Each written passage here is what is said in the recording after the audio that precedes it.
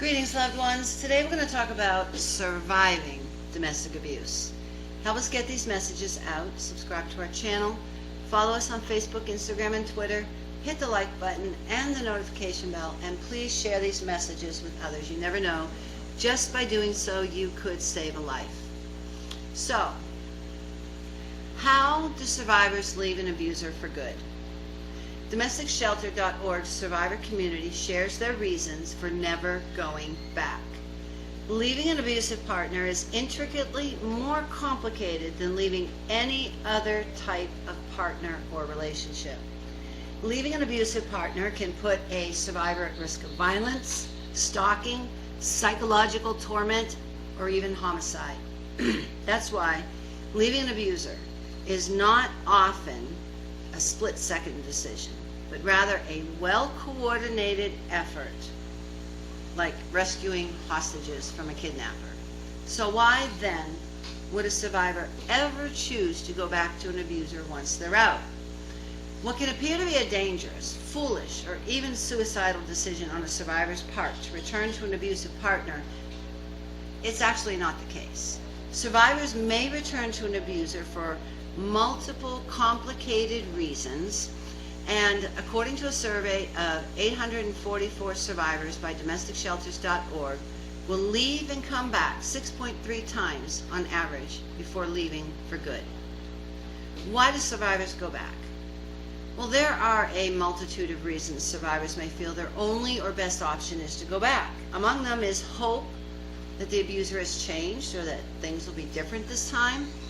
They may still feel love for the abuser or fear their children they shared with the abuser will blame them for separating.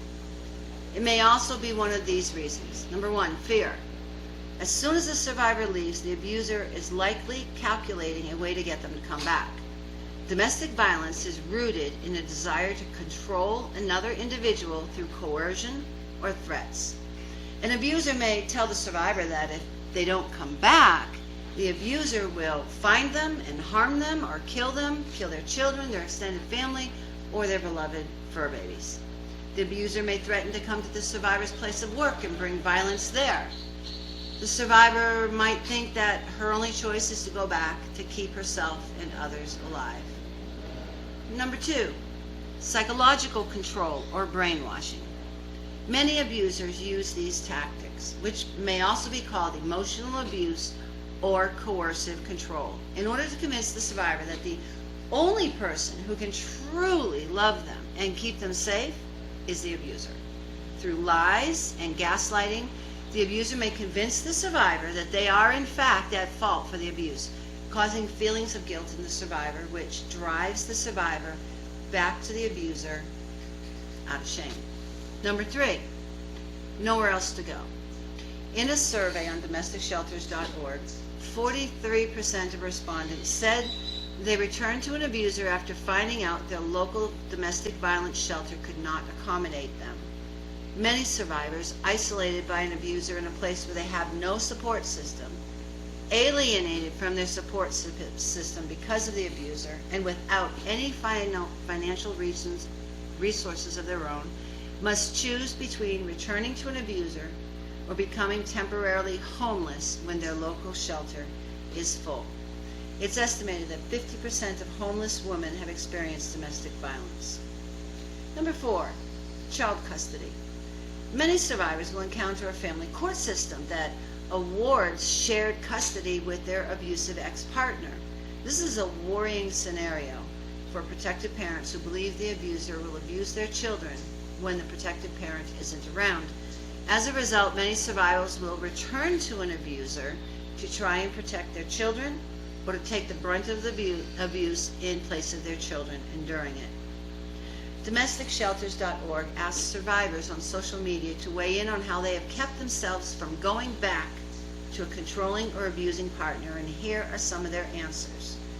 One woman wrote, "I wrote down on one side of a piece of paper all the horrible things said to me.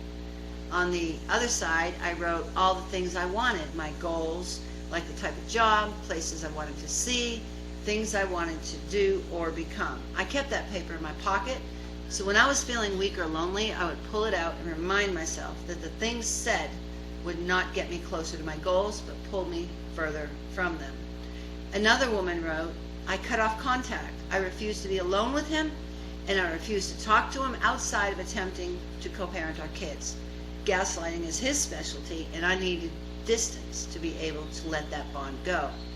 Another woman wrote, when he hurt my children, that sealed the deal. No way.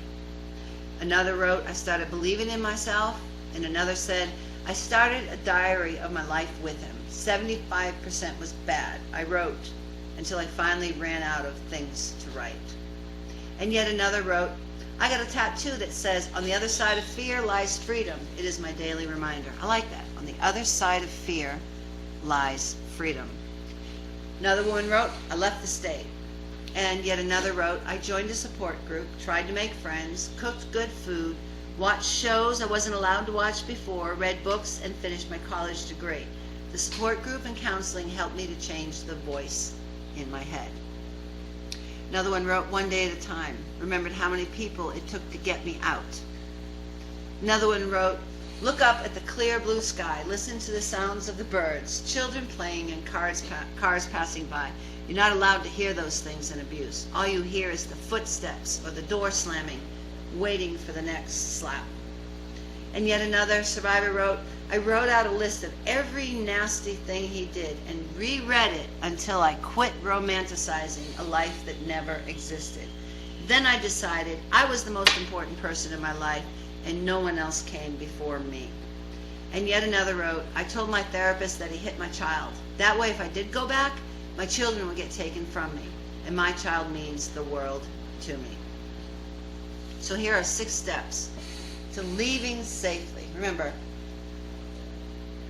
it normally takes 7 times of leaving before someone leaves for good. But let's bring it down to 1. Okay, here are 6 steps to leaving.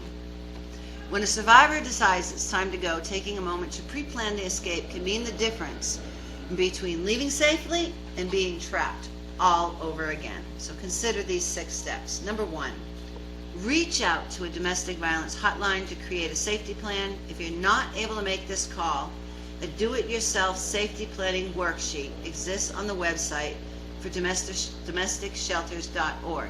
Just make sure you fill it out and keep it somewhere the abuser will not find it. Number 2, if you have children, teach them safety measures like what to do if you or they are in danger, and if old enough, discuss your safety plan with them.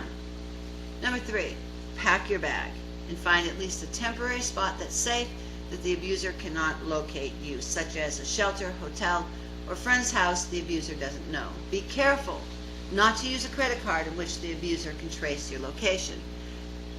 Number 4, secure an order of protection, and if you have children, speak to an attorney with domestic violence experience about child custody laws in your state to make sure there won't be legal consequences of keeping your children with you while you figure out the next steps.